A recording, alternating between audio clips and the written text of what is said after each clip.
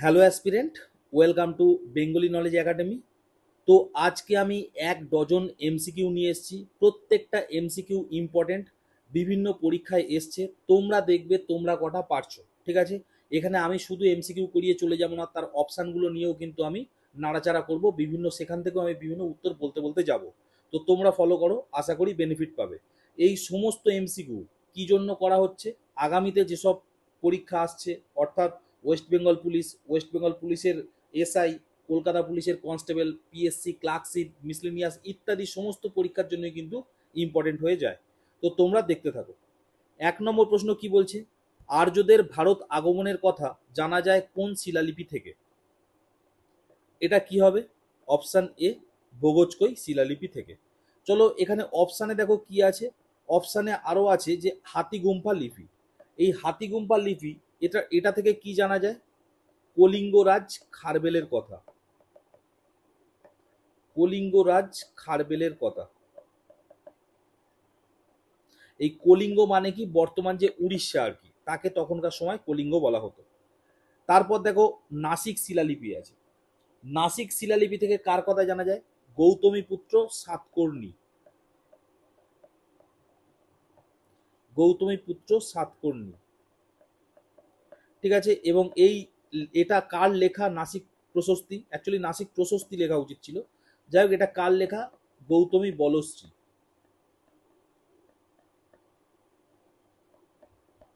ঠিক আছে।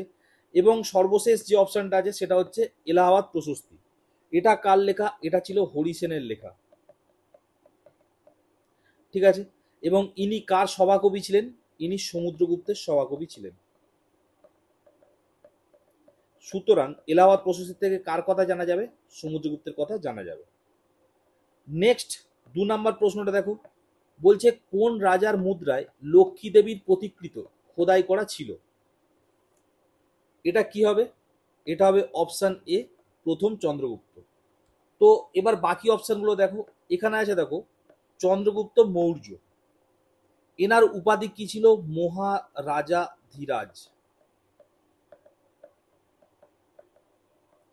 মহারাজা ধীরাজ, ঠিক আছে।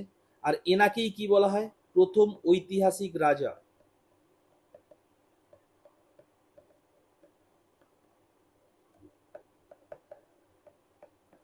ঠিক আছে। আর ইনি কি ছিল? ধর্ম ছিল এনার জৈন, ঠিক আছে। জৈন ধর্ম গ্রহণ করেছিল কে? চন্দ্রগুপ্ত মৌর্য। তার ছেলে কে ছিল? তার ছেলে ছিল বিন্দুসার, তাই না? যেটা অপশন সি তে আছে। এই বিন্দুসার কি ধর্ম গ্রহণ করেছিল? আজীবক,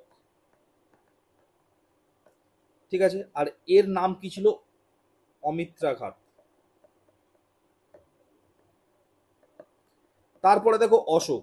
অশোক কি ধর্ম গ্রহণ করেছিল? বৌদ্ধ। এবং এনার নাম কি ছিল?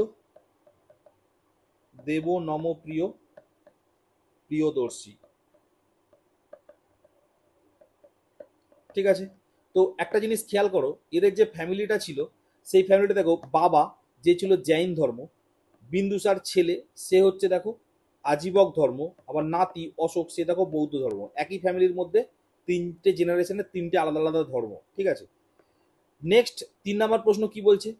পঞ্চম সিদ্ধান্তিকা কার লেখা?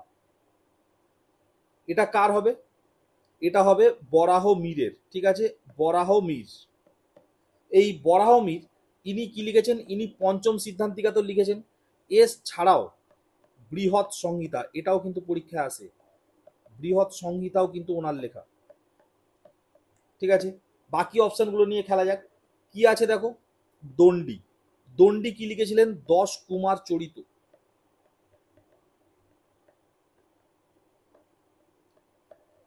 10 কুমার চরিত লিখেছিলেন কে? দণ্ডী, বহুবার পরীক্ষা আসছে। বিষ্ণু শর্মা ইনি হচ্ছে পঞ্চতন্ত্র, ঠিক আছে।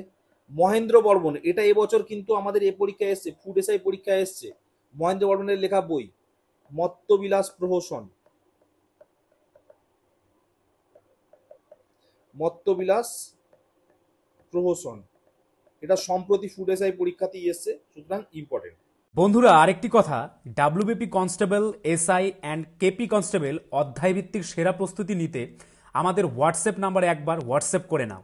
গণিত, ইংরেজি, জিকে, রিজনিং প্রত্যেকটা বিষয়ে একদম অধ্যায় ধরে ধরে বেসিক লেভেল থেকে একদম প্রথম থেকে ক্লাস করানো হবে। মাসিক কোনো বেতন নেই, পরীক্ষা পর্যন্ত সেরা গাইডেন্স পাবে নতুন সিলেবাস অনুযায়ী। Live class, recorded class plus PDF all পাবে। একবার পেমেন্ট করলেই যতদিন না চাকরি পাচ্ছ ক্লাস করতে পারবে। One time payment. 5জন আলাদা আলাদা টিচার্সের মাধ্যমে তোমাদের প্রত্যেকটি সাবজেক্ট ধরে ধরে অঙ্ক একদম যারা কিছুই বুঝতে পারো না তাদের জন্য জলের মতো সহজ করে বুঝিয়ে দেওয়া হবে। আমাদের কলকাতা পুলিশের এসআইতে আমরা 95% হুবহু প্রশ্ন কমন দিয়েছি প্রমাণসহ। সেই কমনের প্রমাণ পেতে তোমরা জয়েন করে নাও আমাদের টেলিগ্রাম চ্যানেলে বেঙ্গলি নলেজ একাডেমিতে, লিঙ্ক ইন ডেসক্রিপশন। এটি আমাদের 7 নম্বর ব্যাচ। প্রথম 100 জন 30% ডিসকাউন্ট পাবে। প্রথম 100 জন 30% ডিসকাউন্ট পাবে।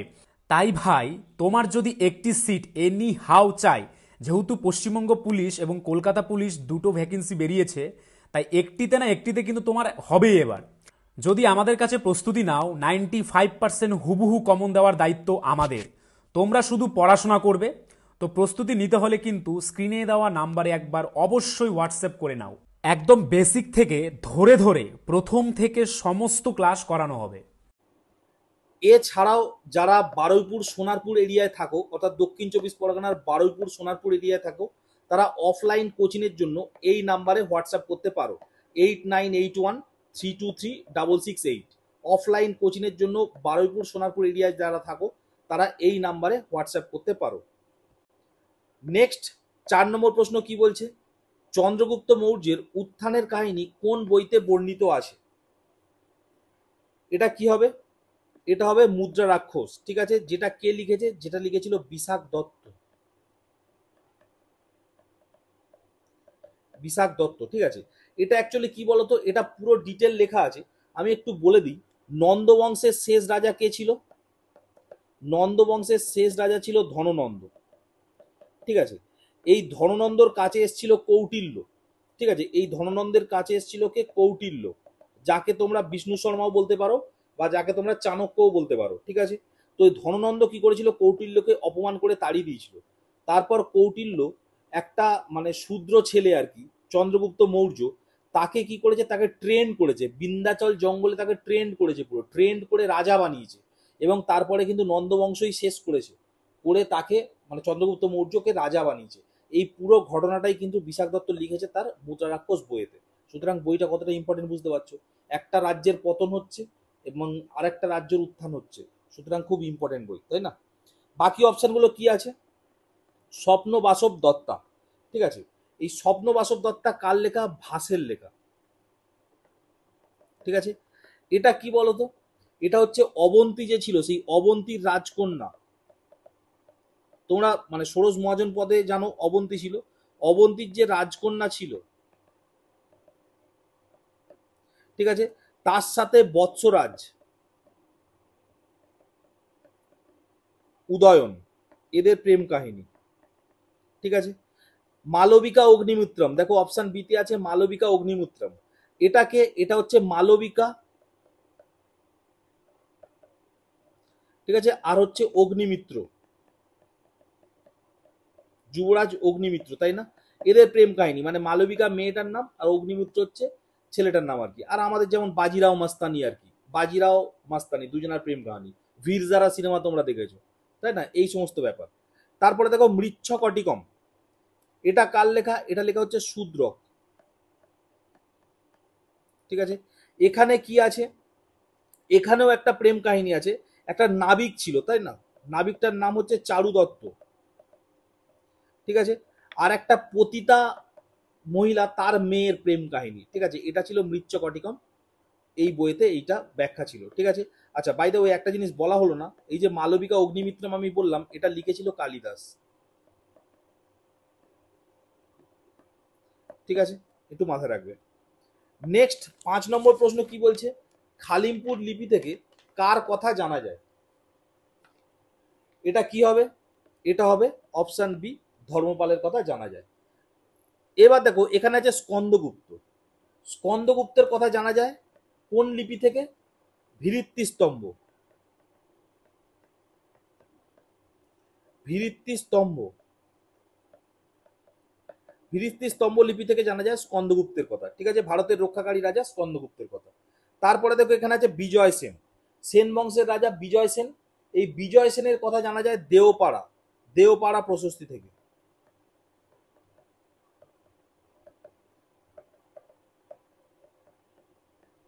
ঠিক আছে, যেটা কার, যেটা হচ্ছে উমাপতি ধরের। ঠিক আছে, উমাপতি ধর।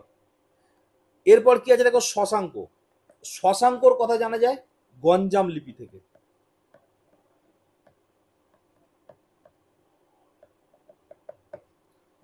চলো নেক্সট 6 নম্বর প্রশ্ন কি বলছে, তাপবিদ্যুৎ উৎপাদনে ভারতে কোন রাজ্য প্রথম স্থান অধিকার করে? এটা কি হবে? Option A Maharashtra.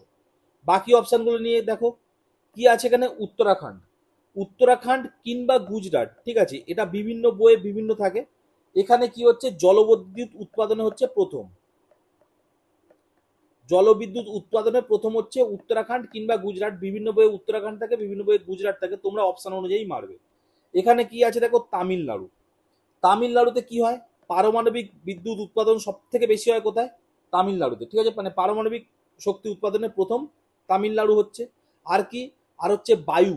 ঠিক আছে, এই যে বায়ুর দ্বারা যে ইলেকট্রিসিটি তৈরি হয়, বায়ু শক্তি, সেটাও কিন্তু তামিলনাড়ু প্রথম, তাই না? তামিলনাড়ুতে একটা জায়গা আছে মুপান্ডল বলে, সেটা কিন্তু বায়ু বিদ্যুতের জন্য খুব বিখ্যাত। তারপর রাজস্থান, রাজস্থান কি, রাজস্থান মানে সবসময় সোলার, তাই না? সোলার এনার্জিতে রাজস্থান সবসময় প্রথম, সৌরশক্তিতে। নেক্সট 7 নম্বর প্রশ্ন কি, এনটিপিসি মানে কি? এনটিপিসি কত সালে স্থাপিত হয়? এনটিপিসি মানে হচ্ছে কিন্তু আমাদের এনটিপিসি পরীক্ষা নয়, নন টেকনিক্যালের পরীক্ষা নয়, এটা হচ্ছে ন্যাশনাল থার্মাল পাওয়ার কর্পোরেশন। ঠিক আছে, তারপর সে একটা লিমিটেডও থাকে। ঠিক আছে, এটা কত সালে প্রতিষ্ঠা হয়েছিল? এটা হয়েছিল 1975 সালে। ঠিক আছে, শুধু এনটিপিসি নয়, এনএইচপিসি বলে একটা জিনিস আছে, ন্যাশনাল হাইড্রাল পাওয়ার কর্পোরেশন। ঠিক আছে, এটা যেমন কি হয়, এটা হচ্ছে তোমার কয়লা থেকে বিদ্যুৎ তৈরি করে, এটা জল থেকে। ন্যাশনাল হাইড্রাল হাইড্রাল পাওয়ার কর্পোরেশন, এটাও কত, এটাও 1975 সালেই কিন্তু তৈরি। এইবার চলো বাকি অপশনগুলো নিয়ে খেলা যাক। দেখো এখানে আছে 1969 সাল। 1969 সালে কি হয়েছিল, মহারাষ্ট্রের যে তারাপুর আছে, ঠিক আছে, এখানে ফার্স্ট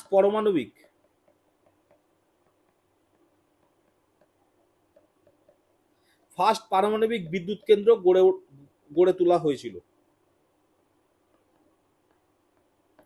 ঠিক আছে, তারপর দেখো 1897 সাল আছে, এই বছর প্রথম জলবিদ্যুৎ কেন্দ্র হয়, ফার্স্ট জলবিদ্যুৎ কেন্দ্র।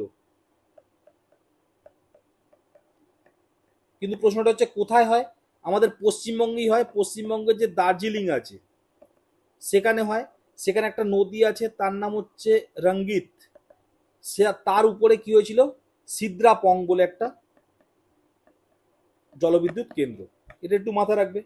তারপরে হচ্ছে কি 1934 সাল, এই 1974 সাল, 1974 সালে রাজস্থানের পোখরান বলে জায়গাটার নাম তোমরা বহুবার শুনেছ।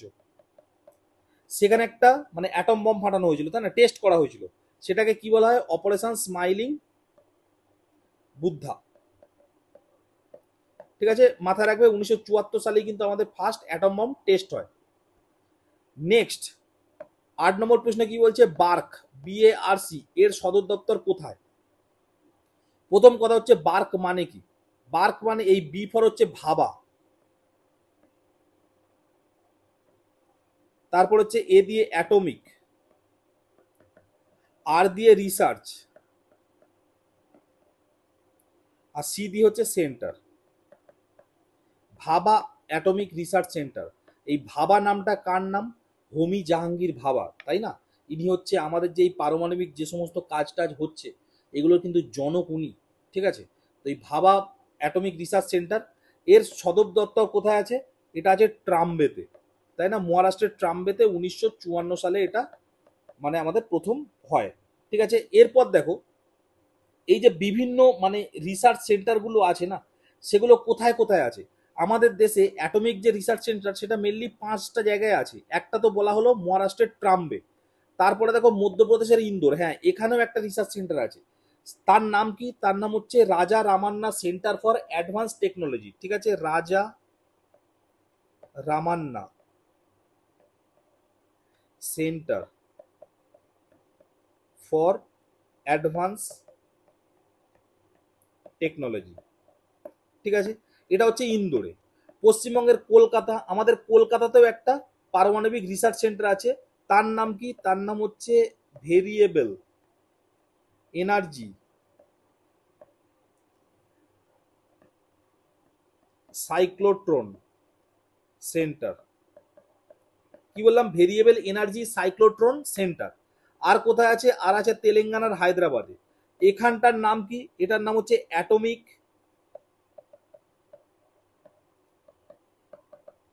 মিনারেল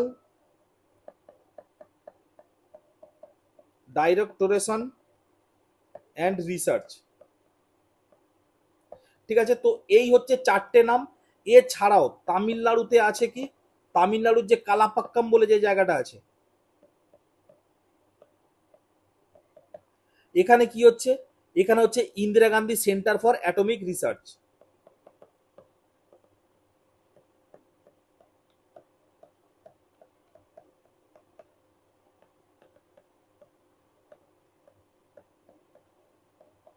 ঠিক আছে, ভারতবর্ষে এই পাঁচটাই কিন্তু আছে। ঠিক আছে, 1 2 3 4 আর এই হচ্ছে 5।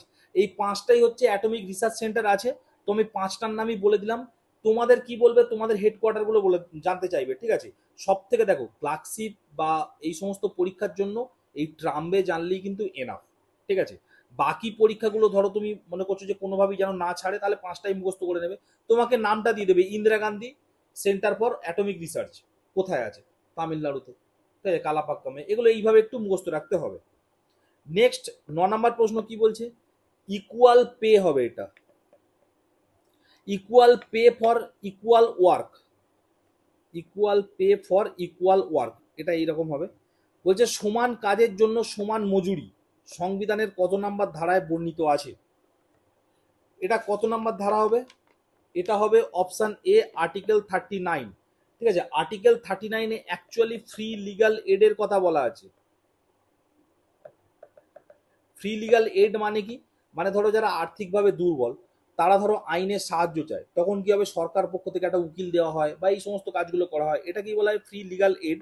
কিন্তু এই 39-এর যে ঘ বা ইংরাজিতে বললে ডি, সেখানে কিন্তু এই কথাটা বলা আছে equal pay for equal work.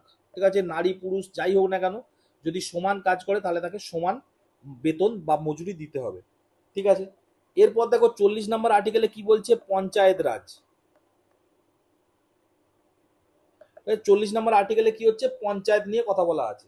41 হচ্ছে মমতা ব্যানার্জির খুব ফেভারিট, ভাতা। ঠিক আছে, বেকার ভাতা। বোঝা গেল? 41 নম্বর আর্টিকেলে সমস্ত কিছু ভাতা নিয়েই বলা আছে। আর 42 নম্বর আর্টিকেলে কি বলা আছে? Human condition for work. Human condition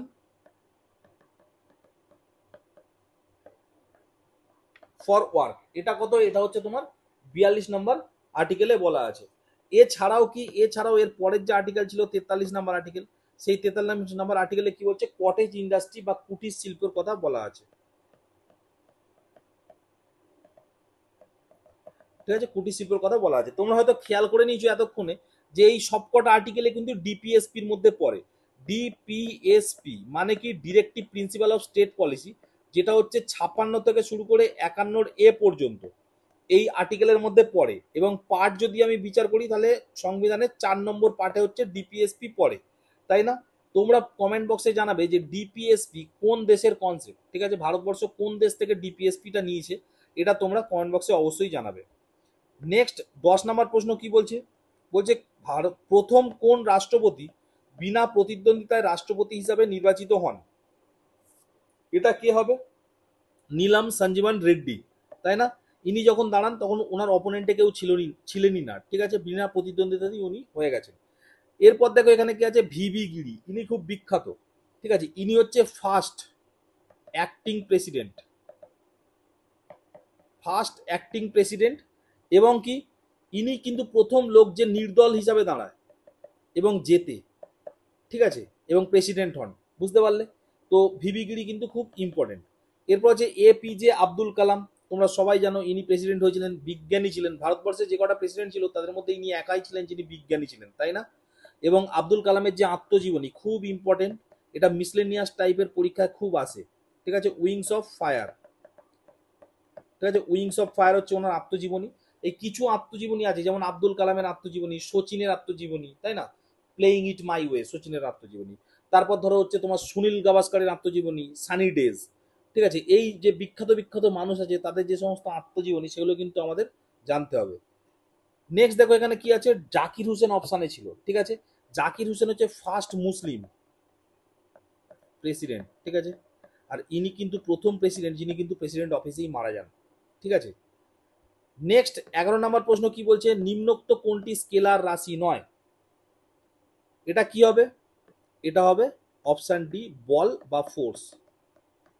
আমি তোমাদের বলেছিলাম ওয়ার্ক এনার্জি পাওয়ার, ওয়ার্ক এনার্জি পাওয়ার, এই যে একটা চ্যাপ্টার ছিল তোমরা ছোটবেলায় পড়েছিলে, কার্যক্ষমতা শক্তি, তাই না? এই তিনটেই হচ্ছে তোমার স্কেলার রাশি। বোঝা গেল? ওয়ার্ক, এই ওয়ার্কের মানে ইউনিট কি? জুল। এনার্জির ইউনিট কি? জুল। আর পাওয়ারের ইংরাজি কি? ওয়াট, ঠিক আছে।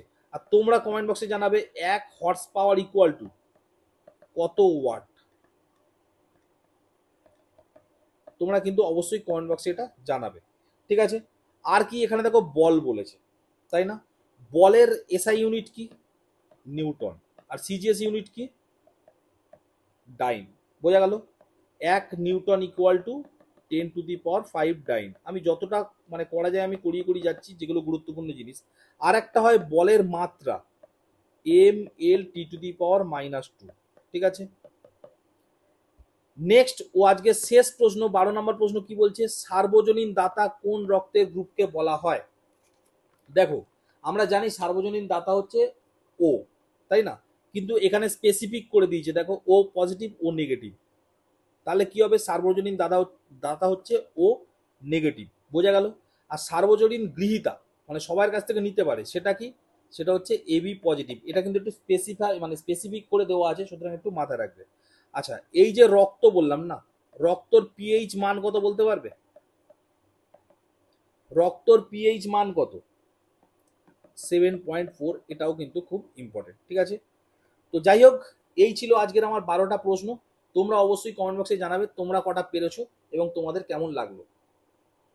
বন্ধুরা, আরেকটি কথা, WBP constable, SI and KP constable অধ্যায়ভিত্তিক সেরা প্রস্তুতি নিতে আমাদের হোয়াটসঅ্যাপ নাম্বারে একবার হোয়াটসঅ্যাপ করে নাও।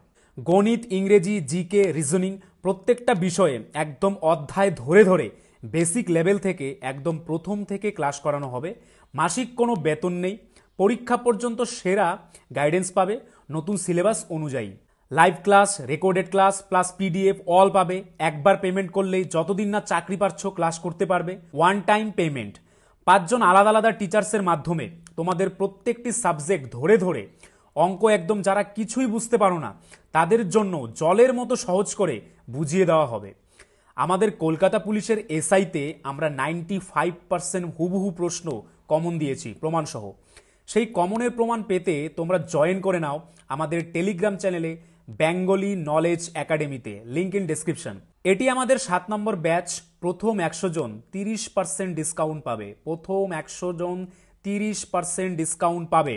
তাই ভাই, তোমার যদি একটি সিট এনি হাউ চাই, যেহেতু পশ্চিমবঙ্গ পুলিশ এবং কলকাতা পুলিশ দুটো ভ্যাকেন্সি বেরিয়েছে, তাই একটিতে না একটিতে কিন্তু তোমার হবেই এবার।